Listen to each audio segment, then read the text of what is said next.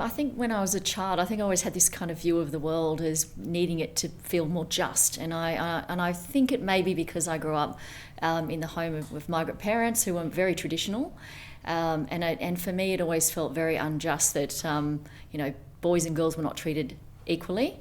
But thankfully, I did have a father who thought that I could be the first Prime Minister of Australia, which unfortunately I won't be, first female Prime Minister. And so I felt that I could achieve what I wanted to achieve, and what I feel very strongly about, very passionately about, is equality for women, particularly in business, particularly with regards to leadership.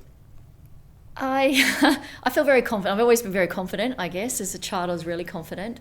I backed myself, I think. I just backed myself to achieve what I set my heart on.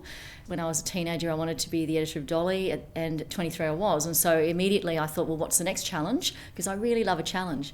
So I just think it's something that was encouraged in my family, and I think when you achieve something, it spurs on the next achievement, and it makes you much more confident to achieve, and that's what I really want for other women. And I think it's one of the things that I most enjoy about working with other women, and really kind of teasing that out of them and helping them achieve even that first little step, because once they feel confident about the first step, then they're prepared to take the next step, and then it becomes a leap, and then we have more women in leadership. Before I did my MBA, I felt that there was something that was missing. There was something that was wrong in terms of the structure of the strategy, or the way that we were approaching things.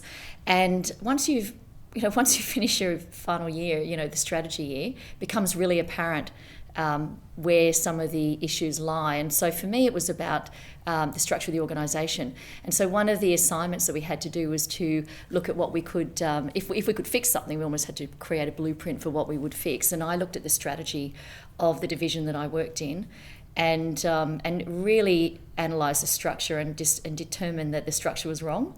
The structure wasn't supporting the strategy, and then some of the people were not right for the structure. So it really opened my eyes to the importance of that relationship between strategy, structure, and people. I did the executive MBA, and so I was sitting alongside some real leaders from different industries, and that's the other opportunity, because I work in media. I've never worked anywhere but media.